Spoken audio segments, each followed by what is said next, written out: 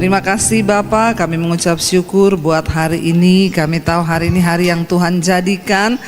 Kami bersyukur Tuhan beri kami kesehatan, kekuatan untuk kami boleh beribadah kepada Tuhan, mendengar firman-Mu, memuji menyembah Engkau. Tuhan, kami tahu kalau kami boleh ada hari ini itu semua karena anugerah Tuhan bagi kami. Tidak ada satupun dari kekuatan kami. Karena itu Tuhan, kami mau beri hati, roh, jiwa dan tubuh kami hari ini untuk sungguh-sungguh menangkap sesuatu yang berasal dari Tuhan saja. Dan biar hidup kami diisi oleh kebenaran firman Tuhan, dan kami boleh menjadi pelaku-pelaku firman Tuhan dalam hidup kami. Urapi setiap kami, urapi hamba-Mu yang tidak ada apa-apanya Tuhan. Di dalam nama Tuhan Yesus kami berucap syukur, sama-sama katakan amin, amin. Shalom. Iya, terima kasih buat Bapak Gembala dan seluruh jemaat yang mempercayakan pelayanan ini pada saya. Puji Tuhan. Dan saya percaya Bapak Ibu semua kita ya tidak mudah ya berada di satu negara yang ya di sini kita merasa kita ini perantau atau lain sebagainya ya. Tapi saya percaya kita bukan termasuk orang-orang yang kabur aja dulu ya. Ini lagi benar-benar trending topik di Indonesia ya, semua pada mau kabur dari Indonesia gitu ya. Tapi ya mau di mana saja yang namanya pergumulan, masalah itu selalu ada. Di Indonesia orang berpikir mau lari ke luar negeri ya untuk kehidupan yang lebih baik ya. Sekarang lagi pada berbondong-bondong ya, dan mereka semua di sana lagi berkata berbahagialah kalian yang sudah ada di luar negeri gitu ya. Tapi saya percaya ya di sini pun kita semua pasti punya pergumulan dan tantangan juga kan ya. Bahkan mungkin ada sebagian orang berkata saya tuh ya pengen Bu sebenarnya di Indonesia, tapi gimana. Jadi mau dimanapun juga yang namanya hidup itu ya pasti ada masalah ya. Jadi kalau saudara masih ada masalah itu berarti masih ya, kalau sudah nggak ada masalah berarti sudah mati itu ya. Nah, hari ini kita akan sama-sama belajar dari seorang tokoh di Alkitab yang dia juga dibuang saudara ke satu negara yang bukan negaranya, dan itu bukan karena kemauannya tapi karena kemauan Tuhan. Saya percaya bahwa dalam hidup ini dimanapun kita berada, apapun yang terjadi di hidup kita, Tuhan turut bekerja untuk mendatangkan kebaikan, amin. Tapi bagi kita yang terpanggil sesuai dengan rencana Tuhan dan yang mengasihi Tuhan loh. Ya, kalau nggak mengasihi Tuhan ya mungkin bikin-bikin jalan sendiri, saudara akan berputar-putar di padang gurun, lebih lama, lebih stres. Ya, tapi bagi orang yang berjalan bersama Tuhan itu Tuhan turut bekerja. Ya, tidak buat semua orang ya, ingat ya. Tapi bagi mereka yang sungguh-sungguh mengasihi Dia, yang terpanggil sesuai dengan rencana Tuhan. Saudara, di Alkitab ada seorang tokoh, saya mengambil Daniel hari ini, bukan karena suami saya namanya Daniel ya, tapi di Alkitab ya. Kita lihat bersama ya, ketika itu bangsa Israel itu siklusnya menghormati Tuhan, bertobat, lalu disertai Tuhan, berdosa, lalu dihukum Tuhan, lalu bertobat lagi, dipulihkan Tuhan lagi, disertai Tuhan lagi, lalu berdosa lagi, dihukum lagi, menderita lagi, bertobat lagi, ya dikasihi lagi, berdosa lagi, seperti itu. Ya, saya berdoa kita tidak seperti itu, amin. Karena kita sudah belajar dari Alkitab, nggak enak kita hidupnya itu seperti itu. Kalau udah tobat ya tobat terus, amin. Jangan balik-balik lagi supaya hidup itu nggak menderita, karena dosa itu membawa penderitaan. Lalu ketika bangsa Israel di satu saat mereka itu memberontak terhadap Tuhan, mulai mengikuti keinginan daging mereka, menyembah berhala dan beralih daripada Tuhan.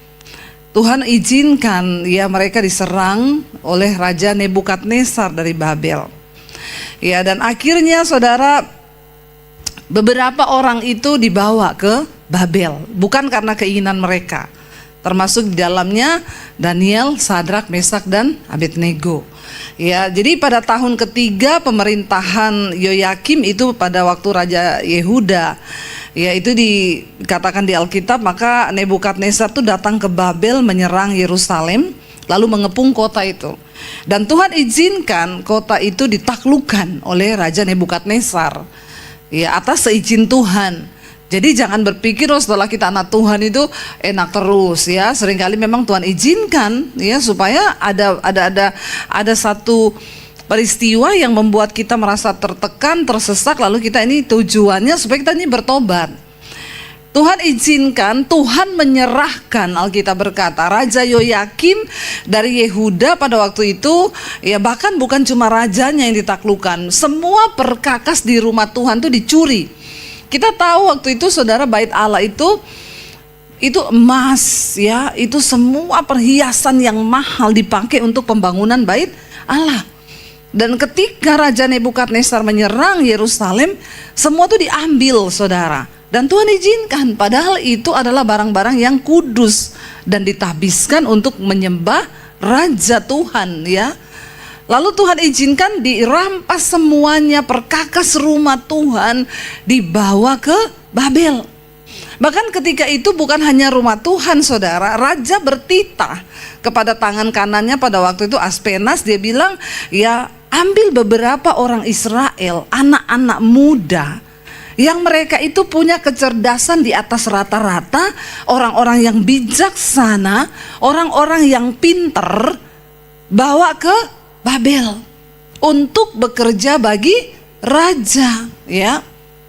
Dan di antara mereka pada waktu itu raja itu bilang begini, kalau kita lihat di Daniel pasal yang pertama ayat yang keempat, yang dipilih itu siapa? Raja bilang begini, raja bertitah kepada Aspenas kepala istananya untuk membawa beberapa orang Israel yang berasal dari keturunan raja dan kaum bangsawan.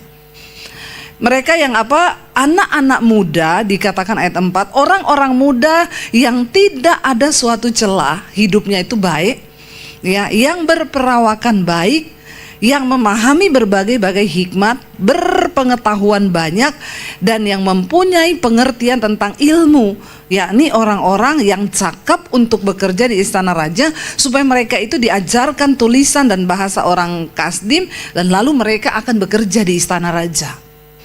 Dan ini bukan kemauannya Daniel saudara, tapi dia terpilih di antara orang-orang yang dipilih pada waktu itu. Ya kalau ditanya sama Daniel mau nggak dia ke Babel, mungkin dia nggak mau. Tapi ya apa daya, dia terpilih di orang-orang yang cakap. Ya tapi sekali lagi kita percaya bahwa Tuhan turut bekerja dalam segala perkara bagi orang-orang yang hidup sungguh-sungguh dengan Tuhan. Ayat ini berkata, dicari orang-orang yang hidupnya itu tidak bercela. Bayangkan loh, untuk bekerja kepada seorang raja kafir yang tidak mengenal Tuhan, itu aja dipilih orang-orang yang hidupnya itu baik, yang tidak bercela. Ya, apalagi kita untuk Tuhan saudara. Maka kita harus mempersembahkan hidup yang kudus. Ya, karena Tuhan tuh pakai memang orang-orang yang seperti itu. Raja yang tidak mengenal Tuhan ini dipakai Tuhan untuk memilih. Yang dipilih bukan orang sembarangan, orang yang hidupnya tidak bercela. Dimanapun engkau berada, ayo hidup kudus, amin. Karena itu satu-satunya cara agar Tuhan tuh bisa pakai hidupmu. Dosa itu membuat kita terpisah dari Tuhan. Kalau hidup kita penuh dosa, Tuhan gak bisa pakai kita saudara. Sebaliknya setan yang akan pakai kita justru. Tapi kalau kita hidup kudus, maka itu syarat pertama, pilihan Tuhan itu atas hidup kita. Waktu kita ini hidup kudus, tidak bercela. Maka saya berdoa buat kalian anak-anak muda yang ada di negeri orang ini. Yang pertama sekali, persembahkanlah hidupmu itu kepada Tuhan sebagai persembahan yang hidup, yang kudus dan ya berkenan kepada Tuhan. Waktu kita sudah dapatkan perkenanan Tuhan, yang lain itu tinggal cara Tuhan aja yang akan bekerja. Tapi kalau kita hidup dalam dosa, ya saudara, rasanya Tuhan nggak bisa ya pakai hidup kita. Di Alkitab semua orang-orang yang dipilih Tuhan adalah orang-orang yang mempersembahkan tubuhnya kepada Tuhan, hidup kudus ya. Dan dipilihlah mereka ini, Daniel, Sadrak, Mesak, Abednego. Dan Alkitab berkata karena mereka ini hidupnya memang kudus, tidak bercela, ketika dibawa di istana raja, mereka dikasih makan makanannya raja. Ya bayangkan loh, dan disuruh minum anggur wine itu yang buat raja. Tapi mereka memilih untuk tidak menajiskan diri dengan apa yang menjadi santapan raja. Mereka bilang enggak. Lalu pada waktu itu kepala makanan dan minuman di istana berkata, kenapa kamu harus makan ini? Karena ini makanan pilihan supaya kamu tuh sehat, otakmu pintar dan cerdas. Tapi mereka bilang bisa diuji. Kami nggak mau menajiskan diri dengan makanan raja dan minum-minuman raja, anggur, semua itu. Kami akan menjaga hidup kami dan kamu bisa uji. Lalu dibikin percobaan, saudara, mereka yang dikasih makanan raja dengan Daniel, Sadrak, Mesak, dan Abednego. Ternyata kecerdasan mereka justru melampaui rata-rata orang-orang yang ada di sana. Waktu kita ini hidup takut Tuhan, saudara, dan kita punya hukum-hukum Tuhan dalam hidup kita, ya, kita nih jadi orang yang berhikmat. Nggak peduli latar belakang pendidikanmu. Waktu kau hidup takut Tuhan, Alkitab berkata di depan raja-raja kamu akan berdiri. Itu janji Tuhan. Saya nggak pernah mau mendoakan orang kalau minta didoakan. Maaf ya, bukannya saya ini nggak mau kerja sebagai hamba Tuhan, tapi tugas saya bawa saudara ketemu Tuhan. Nggak ada pendeta hebat. Yang ada tuh Tuhan yang hebat, amin.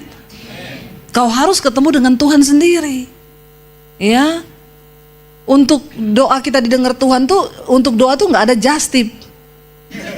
Ya, kalau beli barang dari sini ke Indonesia masih ada just tip, dari Indonesia ke sini ada just tip. Tapi untuk doa nggak ada just tip. Termasuk lewat pendeta nggak ada. Ya, saya selalu berkata, nggak usah titip doa sama pendeta. Nggak ada lah pendeta mau nangis buat lu. Jujur aja, ya nggak? Ya, coba tolong mikir. Ya, nggak ada. Karena doa yang didengar Tuhan itu doa yang lahir dari hati. Saya nggak mungkin berdoa dari hati lah buat kalian. Siapa? Lu bukan anakku, iya nggak? Ya, saya akan menangis buat orang yang ada di hati saya. Ya, makanya saudara nggak usah titip doa. Makanya Yesus ketika perempuan-perempuan menangis waktu dia pikul salib, Yesus bilang apa? Nggak usah nangis buat aku, tangisi dirimu sendiri dan keluargamu. Ya, karena ya jujur emang iya. Ya, saya paling nggak suka apalagi kalau orang, Bu, doakan suami saya. Ya, kenapa suami saya selingkuh? Saya nggak mau doakan suamimu, Bu. Kenapa? Saya nggak cinta sama suamimu. Ya, saya nggak akan doa sungguh-sungguh buat suamimu. Saya kalau doa buat suami saya nangis karena saya cinta sama suami saya. Saudara ngerti nggak maksud saya? Ngerti ya? Jadi nggak usah terlalu apa ya, saudara, orang Kristen itu banyak pemahaman yang keliru, tapi dihidupi terus. Enak banget lo ya, titip doa ya, Bu, kagak. Ya, kau pikir Tuhan bisa kau titip-titipi? Ya, saya mau berangkat ke Yerusalem, Bu, titip doa nanti taruh di tembok ratapan, goblok. Ya, lu pikir setelah pendeta bawa doamu di tembok ratapan, dimasukin gitu, terus Tuhan itu bergetar-getar gitu di surga, tembok ratapan, pret. Ya, saya selalu bilang, nggak ada, jangan titip doa. Ya, please, karena Tuhan, hubunganmu dengan Tuhan tuh nggak bisa diwakili oleh siapapun, amin. Ya, nggak bisa. Tuhan itu mau berhubungan pribadi denganmu. Ya, Tuhan tuh pengen hubungan pribadi dengan kita. Waktu engkau ada masalah, datang, Alkitab bilang, masuk kamar, tutup pintu. Tempat berdoa yang paling benar-benar ampuh itu di mana? Orang Kristen sering tanya saya, kalau saya bawa grup ke Israel, Bu, di sini ini tempat yang paling ibu merinding kalau berdoa tuh di mana, Bu? Di kuburannya Yesus atau di rumah Imam Kayafas atau di penjaranya ini? Saya bilang, kamu mau tahu tempat yang paling saya merinding berdoa? Di kamar hotel. Kenapa? Karena itu yang Alkitab bilang, Yesus bilang, kalau kau pengen doamu dijawab, masuk kamar, tutup pintu. Berdoalah pada Bapamu dari tempat yang tersembunyi, sebab Bapamu berada di tempat yang tersembunyi. Kau berdoa dari tempat yang tersembunyi, maka Bapamu yang ada di tempat yang tersembunyi itu menjawab doamu dari tempat yang tersembunyi. Ayo ngerti, saudara. Ya, kekristenan yang benar itu seperti apa? Kita sendiri yang harus datang. Waktu Yesus mati, tabir bait Allah itu terbelah menjadi dua. Kenapa? Karena ketika dulu ada tabir, yang boleh masuk ke situ hanya imam besar. Untuk pengampunan dosa, Tuhan, aku nih bawa darah. mereka di luar mempersembahkan korban, sembelih kambing domba. Mereka beli itu kambing domba yang tidak boleh ada cacatnya. Aku imam besar datang nih Tuhan, persembahan mereka, ampuni Tuhan dosa-dosa mereka. Kalau Tuhan berkenan, diampuni. Hanya imam besar. Kenapa Yesus mati di atas kayu salib dan dia disebut sebagai anak domba Allah? Waktu dia mati darahnya tercurah, tabir itu terbelah jadi dua. Artinya apa? Tidak ada lagi tabir antara kita dengan Tuhan. Semua orang berhak masuk sendiri untuk ketemu Tuhan lewat darah Kristus. Itu saudara. Dan akhirnya ketika saya bertanya sama Tuhan, siapa engkau Tuhan? Ya, dan puji Tuhan, Alkitab bilang kalau kau mencari Tuhan, Tuhan itu berkenan untuk ditemui. Cari Tuhan sampai kau menemukannya. Waktu saya bertemu dengan Tuhan, apa yang terjadi? Saya dilawat Roh Kudus saat berjam-jam. Saya nangis, merasa diri saya kotor, berdosa.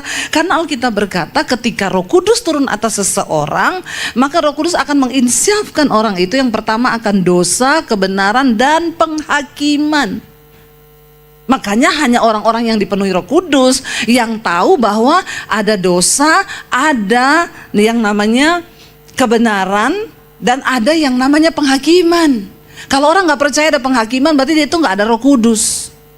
Karena Alkitab berkata, kalau Roh Kudus turun atas seseorang, maka Roh Kudus akan menginsyafkan orang itu akan dosa, kebenaran, dan penghakiman. Nah, kenapa ada Kristen-Kristen yang tidak tahu dosa, nggak percaya akan ada penghakiman? Oh, kita kan sudah nggak dihakimi. Nanti Tuhan datang, kita langsung auto masuk surga, pret lu. Banyak orang Kristen yang model begitu. Saya bilang maaf ya, kamu mau ke istana presiden aja, itu nggak bisa sembarangan. Ya, ada kemarin orang diusir, datang pakai celana pendek, ditanya sama penjaga pintunya mau ngapain, mau ketemu ini, nggak bisa. Lu tahu nggak aturan datang ke istana presiden itu seperti apa? Kamu harus janjian dulu. Kamu layak atau tidak untuk masuk itu sudah ada aturannya. Apalagi kamu datang pakai celana pendek dan sandal begini, yang nggak mungkin diterima. Itu istana presiden yang hanya bangunan di dunia. Lah kalau di sorga, maaf saudara, itu tempat yang sangat mulia. Kau nggak disuruh pakai jas, nggak, tapi kita harus pakai jubah kekudusan. Di kitab Wahyu dibilang, jagalah jubah itu tetap putih. Ada aturannya, karena sorga itu bukan untuk sembarang orang. Ya, yang mengerti ini, Alkitab berkata, waktu Roh Kudus turun atas seseorang, Roh Kudus menginsyafkan orang itu akan dosa, kebenaran, penghakiman. Untuk pertama kalinya ketika saya dijamah Tuhan, saya rasa diri saya kotor. Tadinya kagak, saya merasa paling benar, saya merasa paling baik. Ya, saya merasa yang salah itu orang tuaku, yang salah itu dia. Kenapa saya jadi begini? Karena kau, dan kau. Tapi ketika Roh Kudus turun, tidak ada kata yang terucap. Saya cuma bilang, ampuni aku Tuhan, aku nih orang yang kotor, aku tuh berdosa.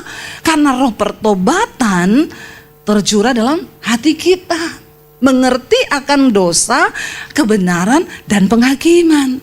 Bahwa penghakiman tuh ada saudara. Kalau Tuhan Yesus datang kali yang kedua, Yesus itu pertama kali datang sebagai juru selamat. Dia lahir ke dunia membawa keselamatan, tapi dia akan datang kembali yang kedua nanti menjadi seorang hakim yang akan menghakimi semua manusia. Untuk kita ini bisa memberi pertanggungan jawab terhadap hidup kita selama kita ada di dunia, dan kita akan diberi upah. Dan Rasul Paulus bilang, ketika aku mengenal Kristus, apa yang dulu merupakan keuntungan bagiku, sekarang ku anggap rugi. Karena pengenalan akan Kristus itu lebih mulia dari segala-galanya. Dulu saya suka dugem. Dulu saya suka, jadi sekarang kalau Anda baru belajar dugem-dugem, kasihan deh lu. Sekarang bukan zamannya nakal, sekarang zamannya tobat. Baru mau belajar sama saya. Saya sampai mau bunuh diri dulu gara-gara ya sudah, yaitu iblis. Dia tipu kau dengan kesenangan duniawi, tapi pada akhirnya dia incar tuh nyawamu. Karena kau akan kosong. Ya, dengan saudara pikir saudara dugem, dunia gemetar itu ya. Gemetar-gemetar di sana, dan saudara pikir kebutuhan jiwa manusia. Ingat loh, jiwa kita ini tidak terbatas. Jiwa tuh nggak terbatas. Waktu orang berpikir, oh kalau dulu saya berpikir saya punya uang 100 juta udah ada cukup itu, pasti aku happy banget. Setelah saya dapat 100 juta ternyata cuma begini 100 juta. Lalu saya bilang kalau saya punya 1 M pasti saya akan luar biasa. Setelah saya punya 1 M, cuma begini tuh punya 1 M. Karena jiwa tuh nggak terbatas. Kenapa banyak orang ini nikah lagi? Karena memang jiwanya itu nggak terisi. Ya, kita mau pikir saya akan cari suami yang seperti ini pasti akan begini. Waktu kau nikah, kau bilang nggak seindah ekspektasi, ternyata kehidupan ini, pernikahan ini cuma seperti ini toh. Lalu akhirnya saudara cari lagi yang lain. Ya, saudara pikir, wah kalau saya nikah sama orang kayak begini pasti gini, pasti gini, pasti gitu. Ya, merindukan nanti suami yang dengar terus kalau dibilang ini. Makanya banyak orang sakit jiwa tuh di Jepang sekarang diciptakan robot untuk laki-laki itu pada nikah sama robot. Ada seorang pria yang dia udah cerai 3 kali. Dia nikah sama robot, ditanya, kamu kenapa nikah sama robot? Saya udah 3 kali nikah sama perempuan, bikin pusing otak. Saya mau gila nikah sama perempuan. Jadi saya pilih nikah sama robot. Enak, nggak protes. Tapi dia lupa, lagi berhubungan robotnya korslet, mati kau. Semua kan ada resiko toh. Apa sih hidup ini? Mau cari enaknya sendiri nggak bisa.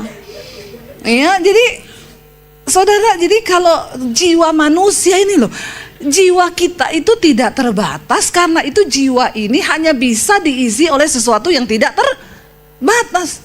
Apa yang tidak terbatas? Tuhan. Kalau kita coba isi dengan sesuatu yang lain, ya makanya banyak orang sakit jiwa. Tapi kalau Tuhan sudah ada di sini tuh, itu udah saudara, apapun udah Tuhan itu udah segalanya. Ya, makanya sekarang saya hidup itu udah, wah Tuhan tuh udah segala-galanya nih buat saya, sudah udah nggak ada lagi yang lain. Ya, nggak ada yang kuingini lagi selain Tuhan.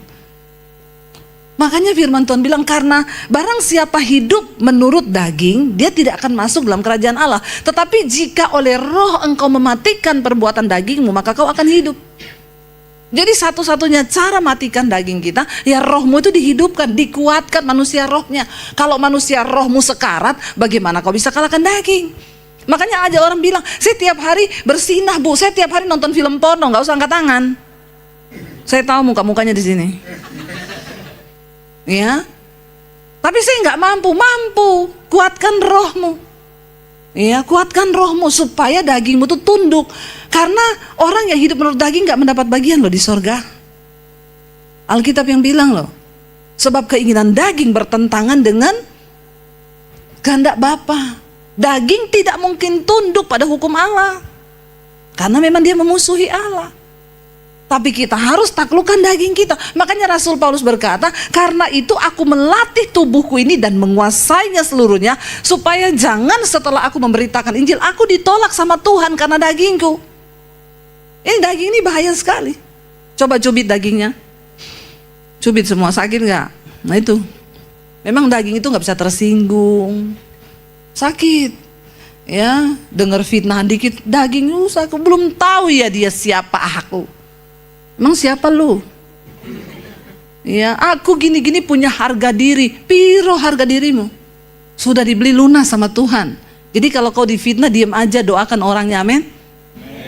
Nggak usah banyak protes. Dagingmu lagi dilatih sama Tuhan. Semakin kau dihina, nggak apa-apa, semakin dagingmu mati. Ambil kesempatan-kesempatan begitu itu untuk mematikan daging. Ini kok saya jadi lari ke daging terus ya? Padahal saya enggak mau berikhtiar untuk khotbah daging loh, tapi kok banyak ya daging di sini ya. Ya kita ngalir aja dengan Roh Kudus, saudara, hati-hati karena banyak anak muda di sini. Ya, kedagingan itu hal yang sangat bertentangan dengan Tuhan. Lalu saya mulai berubah, saudara. Karena semua orang yang berjumpa Tuhan Yesus pasti jadi. Amin. Pertanyaannya, sudah anehkah saudara? Ya, orang yang ketemu Tuhan Yesus aneh. Tadinya merokok, jadi nggak merokok. Aneh enggak? Aneh. Tadinya suka dugem, nggak dugem lagi. Aneh enggak? Aneh. Tadinya emosian, gampang tersinggung. Sekarang enggak. Aneh enggak? Aneh. Ya. Tadinya pakai baju yang belum jadi, nggak ada benangnya dipakai. Nah, sekarang terima Yesus, ya berubah, pakainya sopan karena menyadari tubuh ini bait Allah. Aneh enggak? Aneh. Tadinya marah-marah, kepahitan, emosi, ya tadinya pelit, minta ampun. Setelah ketemu Yesus suka menabur, suka memberi. Itu aneh enggak? Saya berdoa saudara jadi Kristen yang berdampak saudara. Kalau ada orang, tuayan itu menguning sekarang. Sekelilingmu, temenmu, banyak orang stres, banyak orang depresi. Kau nggak perlu ayat hafal di dalam 1 Timotius pasal yang ke-7. Nggak usah alay lebay, nggak usah. Kau cuma cukup rangkul dia dan katakan, aku mau berdoa ya buat kamu, Tuhan mengasihimu loh. Itu aja, karena tuayan ini hari-hari ini menguning. Sedikit aja kita tuh jamah orang, dia bisa hari itu terima Tuhan Yesus. Ayo saudara, sudah berapa banyak jiwa yang kau menangkan buat Kristus? Itu jadi pertanyaan, karena ketika Tuhan datang, ketika kita mati, dia nggak tanya pencapaianmu, nggak ditanya ijazahmu, nggak ditanya upah kerjamu berapa, depositmu berapa, enggak. Yang dia tanya, berapa jiwa yang sudah kau menangkan bagiku selama engkau ada di dunia. Hari ini saya cuma mau bilang, kalau Tuhan angkat hidup saya saudara, hari ini saya diundang khotbah di kantor-kantor pemerintahan, depan pejabat, depan gubernur, depan wali kota, depan orang-orang besar. Apakah karena saya pinter? Enggak, karena saya memiliki sesuatu yang orang gak miliki. Apa itu? Firman Tuhan. Daud tuh bilang begini, Daud, aku ini masih muda, tapi aku lebih bijaksana daripada pengajarku. Kalau dipikir pengajar itu berarti kan orang yang lebih tua yang ngajarin kita. Tapi Daud bilang, aku lebih bijaksana dari mereka. Kenapa? Karena firman-Mu kusimpan dalam hatiku. Apa yang membuat hidup kita ini bernilai? Cuma Tuhan. Jadi kau gak usah sok pinter, gak usah sok bisa, karena ya satu-satunya yang bikin hidupmu itu berarti cuma Tuhan. Kalau orang gak punya Tuhan, sepinter apapun kau, gak ada Tuhan.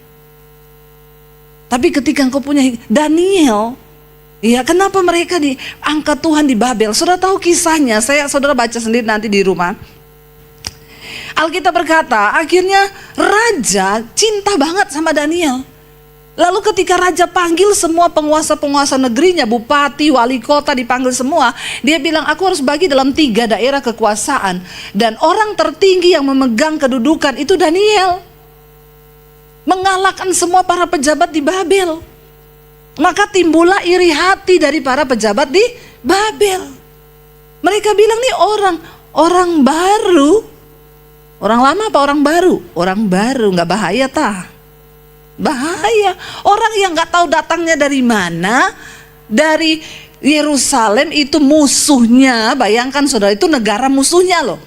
Diambil, harusnya kan lu minoritas di sini. Terus lu sapa? Tapi karena ada Tuhan, mereka hidup kudus, mereka punya hikmat Tuhan dikatakan, sehingga dia diangkat menjadi orang tertinggi di antara para pejabat. Ketika dia diangkat mengepalai semua bupati-bupati dan wali-wali kota di Babel, mereka iri, mereka bilang gini, kurang ajar ya, ini anak satu, ini anak kemarin sore, anak muda bisa menduduki jabatan tertinggi dan di atasnya kita, di bawahnya dia, ya kita cari cara dong jatuhin dia. Maka mereka pengaruhi Nebukadnezar, tuanku raja. Bukankah Tuhan itu udah bikin patung yang besar? Maka Tuanku keluarkanlah undang-undang, siapapun yang berdoa kepada Allahnya atau dewanya selain kepada dewanya Raja Nebukadnezar, itu harus dihukum mati. Lah raja dibilangin gitu, seneng dong, karena kami ini benar-benar mengabdi pada raja loh. Raja bilang, oke, segera bikin undang-undangnya, ketik, ditulis. Lalu raja ambil cincin materainya, dicap, itu tanda bahwa peraturan itu tidak dapat ditarik kembali sekalipun oleh raja. Lalu waktu Daniel dengar peraturan itu dibikin, apa yang Daniel lakukan saudara? Dia lari pulang ke kamarnya di rumah. Dia masuk ke loteng kamar, tempat setiap hari dia berdoa. Karena Alkitab berkata, sehari 3 kali Daniel berdoa kepada Allah. Lalu orang-orang itu ngikutin. Yuk kita ikutin dia yuk, dia pasti mau pulang doa. Mereka udah tahu jam doanya. Lalu dia berdoa, semua menyaksikan. Lapor ke Raja Nebukadnezar, Raja, ada orang yang tidak taat. Jadi raja harus segera menghukumnya. Raja bilang, siapa? Daniel. Sehari 3 kali dia berdoa kepada Allahnya. Maka Alkitab berkata, sedihlah hati Raja Nebukadnezar. Kenapa? Karena Daniel orang yang dia sayangi. Karena Daniel memiliki hikmat yang luar biasa, makanya dia tempatkan. Saudara perhatikan, waktu Tuhan yang angkat engkau, 1000 tangan orang yang akan berusaha menjatuhkan engkau, kau gak perlu takut. Sebab Tuhan yang menjamin. Ini yang bekerja sama semua gubernur, bupati-bupati, kepala-kepala daerah, wali kota. Lalu Raja Nebukadnezar bilang, hah Daniel, iya jadi raja segera lakukan hukuman mati, lemparkan dia ke dalam gua singa. Ini raja tolong tanda tangan keputusannya, raja tok dengan cincin materainya. Dan Alkitab berkata, raja pulang ke istananya, di istananya dia berpuasa, dia tidak makan, dia tidak minum karena hatinya sedih. Kenapa harus Daniel yang kena hukum? Bahkan ada saat-saat Tuhan izinkan orang yang berkuasa pun gak bisa bela kau. Makanya jangan andalkan manusia, siapapun dia, mau pejabat, mau apa, mau siapapun, tetap andalkan Tuhan, amin. Karena di posisi ini raja orang tertinggi, pemegang kekuasaan, tapi Tuhan izinkan raja gak bisa bikin apa-apa. Ya raja pulang dengan sedih hati, dia mengurung diri di kamar. Alkitab berkata dia tidak makan, tidak ada penyanyi masuk di ruangannya, tidak ada penari, semua close. Raja lagi berduka, orang yang dia sayang hari ini dilempar ke gua singa. Lalu pagi-pagi benar, sore itu Daniel dilempar ke dalam gua singa. Alkitab berkata pagi-pagi benar raja itu gak tidur semalam-malaman. Subuh-subuh raja bangun dari tempat tidurnya, yang dia datangi pertama gua singa. Karena batu itu sudah ditutup, raja itu berdiri saudara di depan gua singa itu bertanya gini, Daniel, Alkitab berkata suaranya lirih, ya. Dia bilang, Daniel, dia tunggu, kok nggak ada suara. Dia panggil lagi, Daniel, ya. Tiba-tiba Daniel menyaut, iya tuanku raja. Raja bilang, apakah Allah yang kau sembah itu sudah menolongmu? Apakah Allah yang kau puja itu, yang tidak mau kau sangkal namanya itu sudah menolongmu? Dan tiba-tiba Daniel berseru dari dalam, iya raja, Allahku yang sudah aku sembah itu, yang kepadanya aku berdoa sehari 3 kali, Allahku itu yang sudah menyelamatkan aku, dan singa-singa ini tidak memakan aku. Saudara lihat, kita lihat saudara, Daniel pasal yang ke-6 ayat yang ke-5, ayat yang ke-14, di sana dikatakan Daniel 6 ayat 14. Ya, Daniel pasal yang ke-6 atau ayat yang ke-15, bisa tayangkan Daniel 6 ayat yang ke-15. Waktu mereka lapor bahwa Daniel orang yang sudah harus dihukum mati, Alkitab berkata setelah raja mendengar hal itu maka sangat sedihlah ia, ya, dan ia mencari cara untuk melepaskan Daniel. Loh, raja itu masih cari cara loh. Ya, Daniel pasal 6 ayat yang ke-15. Ya, multimedianya kurang copy. Ya. Setelah raja mendengar hal itu dikatakan, maka sangat sedihlah ia. Lalu apa? Ia mencari jalan untuk apa? Melepaskan Daniel. Bahkan sampai matahari masuk, ia masih berusaha untuk menolongnya. Raja itu masih terus berusaha cari cara supaya Daniel itu bebas, nggak masuk gua singa. Tapi saudara, apa daya? Ya hukum udah dibuat, sudah ditok dengan cincin materainya, nggak bisa ditarik. Ada saat-saatnya di hidup ini bahkan orang tuamu gak bisa tolong kau. Ya, jadi jangan pernah harapkan siapapun yang kau pikir bisa tolong. Andalkan tuh Tuhan. Lalu dikatakan di sana, lalu bergegas-gegaslah orang-orang itu menghadap raja serta berkata kepadanya, ketahuilah raja bahwa menurut undang-undang orang Persia tidak ada larangan dan keluaran yang dapat diubah. Mereka bilang, raja jangan macam-macam ya, nggak ada lagi undang-undang yang bisa kau rubah sekalipun kau tuh raja. Ayat yang berikutnya dikatakan di sana, coba lihat ya ayat selanjutnya. Dikatakan di sana saudara, sesudah itu raja memberi perintah, lalu diambillah Daniel, ya. Dikatakan lalu sesudah itu raja memberi perintah, lalu diambillah Daniel dan dilemparkan ke dalam gua singa, ya, dan berbicaralah saudara raja kepada Daniel, Allahmu yang kau sembah dengan tekun, dialah kiranya akan melepaskan engkau. Raja bilang, aku udah nggak bisa. Ya biar Tuhan yang kau sembah dengan tekun itu aja yang lepaskan engkau, ya. Maka dibawalah sebuah batu dan diletakkan pada mulut gua itu. Lalu raja mencap itu dengan cincin materainya, dan dengan cincin materai itu para pembesar-pembesarnya, supaya dalam hal ini Daniel tidak dapat lagi dibuat perubahan apa-apa. Bayangkan ya, orang itu kalau memang iri hati saudara, dia akan cari cara untuk bunuh engkau, untuk halangi karirmu, untuk lakukan sesuatu agar kalau bisa kau mati. Kenapa kita perlu bergantung sama Tuhan? Karena dunia ini terus berubah. Kita nggak pernah tahu, ada orang-orang, kita ini hidup benar, baik, ada yang suka, ada yang tidak suka. Kita hidup jahat juga, banyak juga yang tidak suka. Ya karena memang ya namanya manusia itu, tidak semua orang suka dengar berita keberhasilanmu. Banyak yang nangis waktu dengar kau berhasil. Karena mereka nggak suka memang. Ya. Tapi sebaliknya ketika kau sial, banyak akan tersenyum dan tertawa. Inilah kehidupan. Ya. Dan ketika orang nggak bisa tolong, ya udah, ya orang iri hati pengen bunuh, nggak bisa dibuat apa-apa. Lalu ayat yang selanjutnya dikatakan di sana, lalu pergilah raja ke istananya saudara, dan berpuasalah ia semalam-malaman. Ia tidak menyuruh orang penghibur-penghibur, penyanyi datang, dia tidak dapat tidur. Bayangkan raja nggak tidur loh, nggak makan, nggak ada penyanyi. Biasanya kan malam di istana raja itu rame, Inul diundang, Dewi Persik diundang, nyanyi saudara, Justin Bieber ya. Tapi kali itu raja bilang, nggak, aku lagi sedih karena orang yang aku sayang mau dihukum mati. Dan lalu kita berkata, pagi-pagi sekali ketika fajar menyingsing, raja langsung berdiri dari tempat tidurnya dan dia buru-buru pergi ke gua singa, pengen tahu Daniel itu udah mati. Dia sedih sekali. Ketika ia sampai dekat gua itu, apa dikatakan? Berserulah ia kepada Daniel dengan suara yang sayu. Pelan-pelan dia ngomong gini, Daniel, hamba Allah yang hidup, Allahmu yang kau sembah dengan tekun itu sudah sanggupkah ia itu menolong dan melepaskan engkau dari singa-singa itu? Lalu Daniel bilang kepada raja, ya raja, kekallah hidupmu.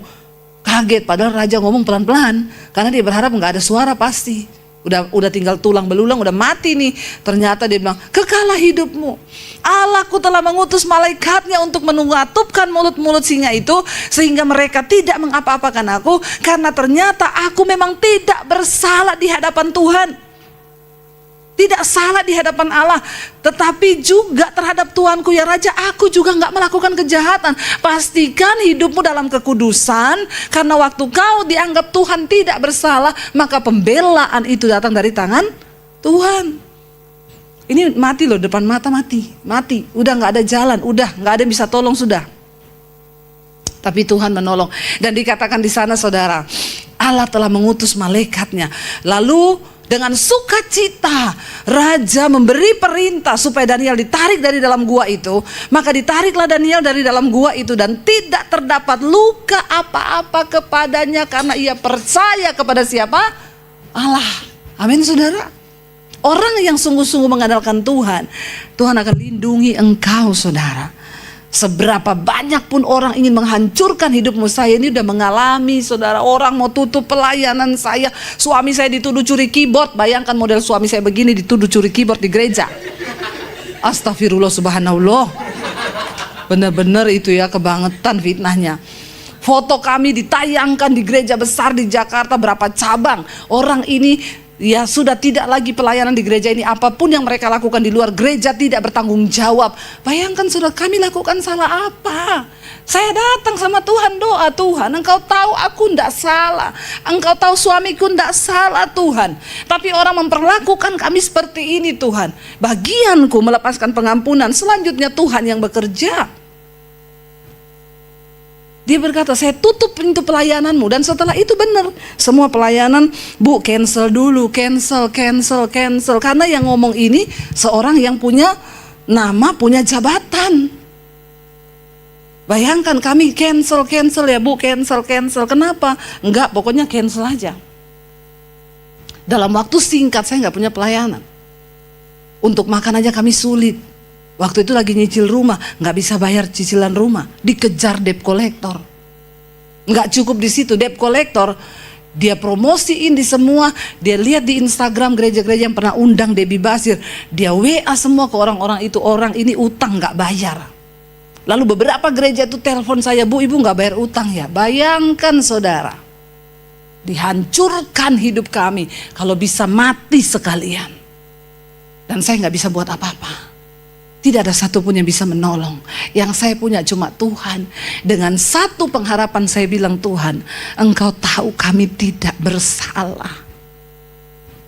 Tuhan yang tahu hidup kami. Dan Tuhan tidak buta, saudara. Hari ini, semua gereja itu, Bu, boleh pelayanan di gereja saya, udah full. Penuh jadwal saya, maaf. 2 tahun ke depan sudah penuh. Benar saudara, waktu Tuhan buka, Tuhan bilang sabar, ada waktunya aku akan menolong engkau. Tiba-tiba pandemi Tuhan buka saudara. 2018 Tuhan suruh saya bikin channel YouTube. Ya, saya dapat suara Tuhan, cepat ambil alih dunia media untuk Injil. Kita nggak tahu kalau 2020 akan ada pandemi. Nggak tahu. Saya ambil langkah, kita mulai bikin YouTube di situ. Tiba-tiba 2020 pandemi, Tuhan bilang, karena aku akan memberkati engkau dengan tuaian bangsa-bangsa. Bahkan berkat bangsa-bangsa, bukan cuma Indonesia, tapi bangsa-bangsa. Orang tutup pintu di Indonesia, aku akan buka. Ayo cepat. Lah saya kan gak ngerti media, saya pergi ke TV-TV swasta, TV kabel yang ada di Jakarta. Saya mau syuting nih, saya dapat visi, Tuhan bilang ambil dunia media. Oke, ibu ada uang 60 juta? Bayar dulu, bikin 10 episode, 1 episode 6 juta. Saya tanya, saya bayar 60 juta, pasti tayang? Belum pasti. Dalam hati saya, uang aja saya enggak ada. Udah gitu kalau ada pun saya pinjem-pinjem mungkin. Tapi enggak pasti tayang ini. Langsung muntaber saya saudara. Mundur teratur tidak berkabar, muntaber. Biar tahu-tahu sedikit ya istilah-istilah dari Indonesia. Orang Indonesia itu sangat-sangat kreatif bikin istilah. Ya, maka ubur-ubur ikan lele. Ya, harus tetap bersyukur le. Lalu saudara, saya datang disuruh bayar, nggak ada duit saya, apalagi nggak pasti tayang. Ya muntaber sudah, mundur teratur tidak berkabar. Hari ini itu TV WA saya terus, Bu, kita mau kerja sama dengan ibu. Ibu yang tentuin berapa kali tayang, minta persembahannya berapa, nanti akan kami pertimbangkan. Saya bilang maaf, penuh. Tuhan itu kalau ngangkat kita nggak tanggung-tanggung. Akhirnya 2018 kami mulai bikin YouTube. Saya mulai ini, ya Tuhan bukakan begitu, gara-gara saya pelayanan ke Bali, saya lihat ada orang syuting-syuting di restoran situ. Saya tanya, Mas, kamu lagi bikin apa nih? Bikin TV, Bu, di mana? Di YouTube. Oh bisa, bisa. Ya tergantung ibu punya konten apa. Dalam hatiku biasa aja, keles.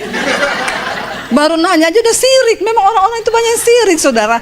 Ya, sekarang yang dia bikin itu udah tutup, nggak berkembang. Yang waktu itu dia ngomong ke saya, ya tergantung ibu emang punya konten apa. Biasa aja, nggak usah gitu. Dia nggak tahu saya sedang bawa satu visi Tuhan yang besar. Saya pulang dari Bali, saya bilang ke suami saya tahu YouTube nggak usah bayar. Syuting pakai iPhone bisa, nggak usah pakai studio yang mahal-mahal. Kita cari lightingnya sinar matahari saja. Murah meriah dari Tuhan semua, ya toh. 2018 bikin YouTube. Mulai naik pelan-pelan, tayangin khotbah, lumayan yang nonton. Pas 2020 pandemi, channel saya waktu itu baru 50.000 subscribe-nya. Belum dapat uang lagi dari YouTube waktu itu. Tapi kami cuma setia aja, memang tujuannya Tuhan bilang kan ambil alih dunia media untuk Injil. Tiba-tiba pandemi datang saudara. Saudara tahu gereja tutup, semua orang gak bisa ibadah. Ya, channel saya satu hari nambah 1.000 subscribe satu hari. Kok enggak wow ya? Wow dong. Sudah punya channel belum? Ngerti nggak susahnya cari subscribe? Biar saudara share 10 orang, untung satu yang subscribe. Iya nggak? Iya. Udah share satu video nonton 2. Itu pun saya sama temen saya udah saya ancam nonton. Awas. Udah pakai ancaman itu. Iya, saya punya itu saudara di pandemi 1 hari 1000 nambahnya. Padahal YouTube bilang kalau ada channel 1 minggu nambah 1000 tuh hacker. Lah punya saya di hacker malaikat. Hari ini hampir 900.000 subscribe-nya. Saya doa tahun ini 1 juta subscribe, amin. Dan bukan cuma itu saudara, benar, tuayan bangsa-bangsa. Bagaimana Tuhan memberkati kami lewat YouTube. Ketika pandemi datang, yang tadinya kita mau jual rumah, mau pulang ke Solo karena bertahan dengan 3 anak di Jakarta, nggak ada uang, pelayanan tidak ada sama sekali. Waktu pandemi itu saya baru bilang sama suami gini, kita ini terlalu berani percaya Tuhan loh. Nggak ada gaji bulanan ternyata kita. Hidup itu cuma dengan iman. Terlalu berani kita ini. Terus kita sekarang hidup bagaimana? Tapi saya cuma bilang, Tuhan aku tuh percaya. Ini adegan berbahaya, jangan kau tiru. Hanya dilakukan oleh para ahli saja. Ya, kita benar-benar nggak ada gaji bulanan, bener. Makanya saya nggak bisa kredit apa-apa. Ditanya, ibu mau kredit rumah, slip gajinya ada bu? Enggak. Lalu terus ibu ini datang mau kredit, soalnya saya ini bekerja untuk Tuhan. Tuhan kan tidak terlihat pak. Terus gaji saya dengan iman. Terus kata orang banknya gini, maaf bu, bank kami tidak menerima slip gaji dengan iman. Karena kebetulan bos saya tidak beriman. Iya kan saudara, jadi bingung kan. Dan memang ya seperti itu kenyataannya. Tapi ketika pandemi saudara, wow, Tuhan itu genapi benar tuayan bangsa-bangsa dan berkat bangsa-bangsa. Ya, tiba-tiba kami juga akhirnya dimonetisasi itu channelnya dan tiap bulan kami dapat gaji dari YouTube, puji Tuhan. Ya, nggak usah ditanya berapa, nanti kau syok lagi. Ya, terus tiba-tiba di masa pandemi itu, ya saya ditelepon sama bank, ibu-ibu harus menghadap ke bank. Kenapa ini kok rekening ibu bukan begini loh. Dulu padahal tiap bulan minta maaf itu rekening. Maaf, saldo Anda tidak cukup. Padahal nggak lebaran minta maaf terus. Ya, tapi ketika Tuhan memberkati, ya di tengah masa pandemi kami yang tadinya mau jual rumah, mau gini-gini, ya nggak jadi saudara, karena Tuhan itu cuma semudah Dia membalikkan telapak tangan, cuma semudah Dia berfirman. Di tengah masa pandemi akhirnya kami bangun gereja-gereja di desa-desa, kami bantu hamba-hamba Tuhan di pelosok. Bahkan setelah pandemi saya bangun sekolah misi di Bandungan, Semarang. Itu Tuhan kasih visi, kami sekolahin orang-orang yang mau jadi hamba Tuhan. Dari Papua, dari pedalaman semua, gratis selama 6 bulan. Dalam waktu 7 bulan pembangunan sekolah selesai dengan biaya miliaran yang tidak masuk akal. Tapi saya nggak pernah pakai proposal, saya nggak pernah ngomong, Tuhan yang bekerja. Dan hari ini saudara, saya mau bilang sama kamu, apa yang terjadi di Alkitab itu bukan dongeng. Ya, kalau masih ada kitab boleh ditambah sini, Debbie 1. Saya cerita tentang lo, ini kan tokoh-tokoh ini karena mereka ngalami Tuhan kan. Ya, maka pada tahun 1994 ada seorang yang bernama Debbie berasal dari Poso. Ketika itu dia akan bunuh diri karena dia sudah kehilangan harapan dengan hidupnya akibat dosa. Lo benar nggak saudara? Tapi saat itu dia berkata, Tuhan adakah engkau di dunia ini?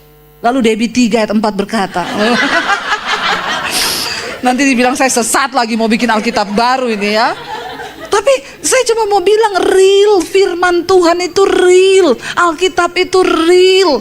Sehingga kau bisa mencatat kisah hidupmu masing-masing, amin. Itu yang dinamakan kitab kehidupan. Kehidupanmu itu yang dicatat. Apakah namamu itu masuk? Ya kalau catatannya cuma begini, Bambang, ada Bambang sini toh. Kalau ada Bambang saya ganti lagi Joni. Ada lagi saya ganti lagi Bejo gitu ya. Bambang 1. adalah seorang hidup bernama Bambang. Tiap hari dia nonton film porno, bersinah. Kalau kisah hidupnya begini nggak dicatat. Kata malaikat bikin kotor, nggak usah dicatat. Makanya pastikan nama kita tuh tercatat dalam kitab kehidupan. Dan itu Alkitab real. Makanya saya tuh nggak pernah bilang Alkitab tuh dongeng. Saudara mungkin baca kisahnya Yusuf ini, saudara udah berpikir, aduh ini kayaknya dongeng ya. Jangan loh saudara. Karena hari-hari ini anak-anak muda, apalagi Gen Z ini, banyak yang udah nggak percaya Tuhan. Ya, ada satu anak sekolah minggu di Jakarta, bukan di sini. Pulang sekolah minggu, mamanya bilang, "Dek, tadi di sekolah minggu diajari apa?" Jadi gini loh, Mam, ceritanya. Gimana? Itu guru cerita ya, Mam. Ketika itu bangsa Israel keluar dari Mesir, lalu ada laut di depannya. Terus Musa ambil handphone. Terus Musa telepon tentara Israel, lalu datanglah helikopter, Mam. Lalu helikopter mengangkat mereka menyeberang laut itu dan sampai ke sebelah. Terus mamanya bilang, kayaknya kamu bohong. Karena ceritanya bukan seperti itu. Dia bilang, hello Mam, gue ceritain lu aja yang masuk akal, lu gak percaya. Apalagi kalau gue ceritain yang itu guru sekolah minggu bilang, hello ada jalan di depan, lalu Musa ambil tongkat dan jadi jalan, hello please. Apakah menurut lo itu gak gila? Ini loh anak sekolah minggu sekarang begitu. Dia udah gak percaya firman. Yang lebih parah lagi, ada anak sekolah minggu namanya Yosua. Tiba-tiba dia nangis di ruang sekolah minggu di luar. Bapaknya tanya, kenapa lu nangis Yosua? Itu ibu sekolah minggu di dalam bilang aku yang robohkan tembok Yeriko. Terus mamanya tanya, tapi lu kan nggak lakukan itu kan? Ya enggak lama, bukan aku. Bapaknya bilang, astaga, kayak gitu juga kalian itu ribut. Tinggal tanya aja berapa kerugiannya, papa bangun lagi nanti itu tembok. Mulai dari emaknya, bapaknya, semuanya tidak ngerti firman.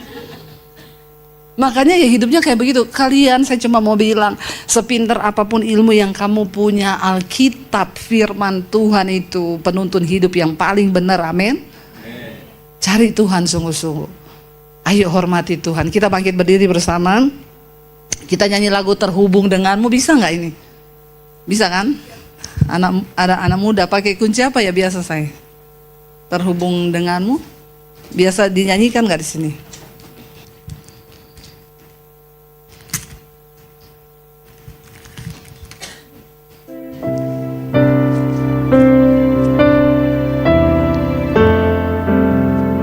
Terima kasih Tuhan Yesus. Tadi ada singers bisa bantu.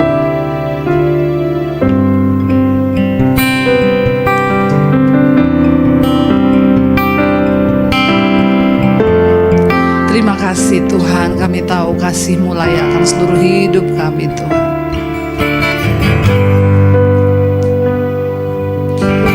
Kasih-Mu layakan seluruh hidupku, mampukan ku lakukan, melakukan yang Kau inginkan. Tak bisa ku terlepas, Kau menggenggam tanganku, ingin lebih mengenal pribadi-Mu. Sekali lagi katakan, hidupmu untuk menjadi tanda bagi kemuliaan Tuhan. Yang Dia minta hanya Kau sungguh-sungguh serahkan hidupmu yang kudus, yang berkenan, tidak bercela. Nggak peduli saudara hari ini di mana engkau berada, Dia cuma melihat hati. Dia hanya melihat apa engkau sungguh-sungguh mengasihi Tuhan. Bilang, pakai hidupku Tuhan, aku ingin namaku tercatat di dalam kitab kehidupan. Perjalanan hidupku tercatat sebagai seseorang yang melakukan sesuatu untuk kemuliaan dan kebesaran nama Tuhan. Yes, amen. Seperti Daniel Tuhan, pada akhirnya penghukuman atas dirinya berbalik. Dan ternyata sejak hari itu raja mengeluarkan satu titah dan berkata, siapapun yang tidak menghormati Allahnya Daniel, maka dia akan dihukum. Amen. Sejak hari itu orang-orang di Babel mengenal siapa Allahnya Daniel yang dia sembah. Hari ini mungkin engkau juga merasa, aku sedang mengalami suatu ketidakadilan, rasanya tidak ada pertolongan. Datang sama Tuhan, datang di kaki Tuhan dan bilang, Tuhan, ini hidup kami Tuhan, ini hidupku Tuhan. Engkau pembela kami, Engkau penolong kami, Engkau satu-satunya Tuhan yang kami harapkan, yang kami andalkan Tuhan. Ini hidup kami, ini hati kami Tuhan. Biar Kau pakai setiap kali Yesus. Jamah setiap hati yang terbuka hari ini. Kami datang menyerahkan hidup kami Tuhan. Terima kasih Bapa. Mari saudara buka hati dan tanganmu di hadapan Tuhan. Terimalah kiranya berkat, rahmat, anugerah dari Allah Bapa, cinta kasih dari Tuhan Yesus Kristus, penyertaan Allah Roh Kudus yang akan terus menyertai hidup kita mulai dari hari ini bahkan sampai kali yang kedua. Tuhan Yesus datang kembali, nama kita tercatat di dalam kitab kehidupan. Karena itu mari kita berkata di dalam nama Tuhan Yesus. Katakan bersama. Kau yang pegang tanganku, Kau yang sentuh hatiku, selamanya ku cinta Kau Yesus, selamanya ku menyembahmu. Kau yang pegang tanganku, Kau yang sentuh hatiku, selamanya ku cinta Kau Yesus, selamanya ku